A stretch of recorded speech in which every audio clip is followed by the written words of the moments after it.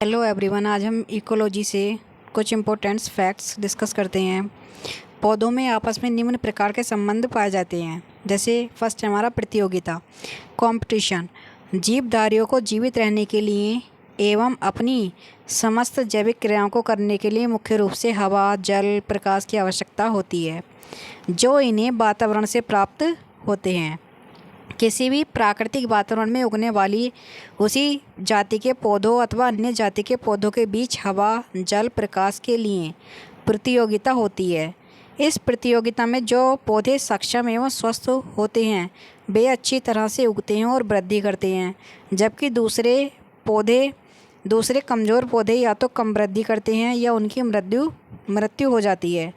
जिन पौधों में जल, वायु, खाद्य पदार्थों एवं प्रकाश आदि को ग्रहण करने के लिए विशेष रचनाएं, अंग अथवा साधन होते हैं, वे अन्य पौधों की अपेक्षा प्रतियोगिता में अधिक सफल होते हैं और वातावरण में स्वस्थ रूप से जीवन निर्वाह करते हैं। सेकंड है हमारा परजीविता। वातावरण में कवक, जीवाणु एवं विषाणु, कुछ उच्च वर्गीय आवृतबीजी पौधे जैसे अमरवेल, लोरेंथस, ओरोबेंका, बेलेनोफोरा, रैफलेसिया आदि परजीवी के रूप में उगते हैं। इनमें पर्णहरिम का अभाव होता है और ये सभी अपना भोजन स्वयं नहीं बना पाते, दूसरे पौधों से चूस कांगों द्वारा प्राप्त करते हैं। पौधों के इस गुण को परजीविता एवं ऐसे पौधों को परजीवी कहते हैं। इन पौधों का पृथ्वी से कोई संबंध नहीं रहता। जिन पौधों पर परजीवी उगते हैं और अपना भोजन लेते हैं उन्हें पोषित पौधे कहते हैं। परजीवी पौधों के परजीविता गुण के कारण कुछ पोषित पौधे नष्ट हो जाते हैं तथा कुछ जीवित भी रहते हैं। इस प्रकार परजीविता का भी वातावरण की वनस्पति पर प्रभाव पड़ता है।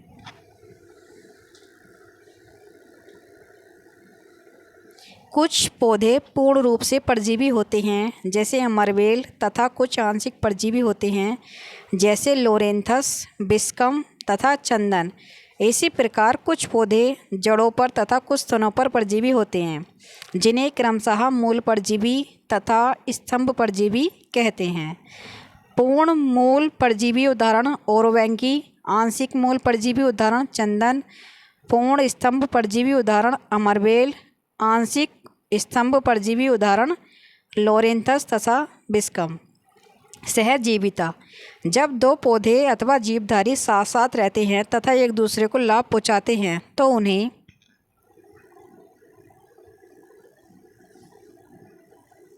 सहजीवी तथा इस प्रकार के संबंध को सहजीवन कहते हैं। पौधों का यह गुण सहजीविता, सिम्बायोसिस या म्यूचुअलिज्म कहलाता है। सहजीविता के कारण उदाहरण हैं लाइकेन तथा लेग्यूमिनेसी कुल के पौधों की जड़ों की ग्रंथियों में पाए जाने वाले नाइट्रीकरण जीवाणु। लाइकेन के शरीर का निर्माण शैवाल तथा कवक के द्वारा होता है। नाइट्रीकरण जीवाणु भूमि की स्वतंत्र नाइट्रोजन को नाइट्रेट में परिवर्तित कर देते हैं। इसे पौधे जड़ों द्वारा खाद्य रूप में ग्रहण करते हैं। इसके बदले में पौधे इन जीवाणुओं को भोजन एवं रहने के लिए स्थान देते हैं। इस प्रकार इस सहजीविता का प्रभाव पौधों एवं वातावरण पर पड़ता है। जो लाइकेन्स होते हैं वो हमारे प्रदूषण के अच्छे सूचक होते हैं। वायु प्रदूषण के, जहाँ पर प्रदूषण होता है वहाँ पर लाइकेन नहीं उगते हैं। नेक्स्ट है हमारा माइकोराइजा। कवक का किसी पौधे की जड़ के साथ सहजीवन माइकोराइजा कहलाता है। यह दो प्रकार का होता है, एक्टोट्रोफिक जिसमें कवक जाल जड़ों के धरातल पर मिलता है तथा एंडोट्रोफिक जिसमें कवक जड़ों की बलकुट कोशिकाओं में फैला रहता है।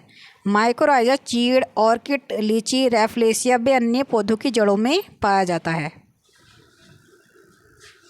मृतोपजीविता। पौधों का सड़े गले पदार्थों पर उगना तथा उन्हीं से अपना भोजन प्राप्त करने का गुण मृतोपजीविता कहलाता है। ये पौधे मृतोपजीवी कहलाते हैं। इनमें पर्णहरिम का अभाव होता है जिससे ये अपना भोजन स्वयं नहीं बना पाते। मृतोपजीवी के अंतर्गत विभिन्न कवक जैसे ईस्ट, म्यूकर, राइजोपस, पेनिसिलियम, कुकुरमुत्ता आदि जीवाणु तथा सुपुष्पी पौधे जैसे मोनोट्रोपा, न्यूटिया, यूनिक्लोरा आदि आते हैं।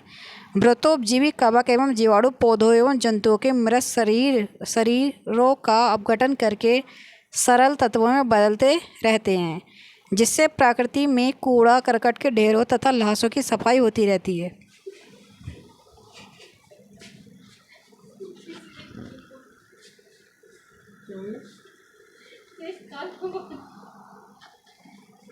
ये पौधे भूमि की उर्वरता बढ़ाते हैं। नेक्स्ट है हमारा आदि पादपता। कुछ पौधे जैसे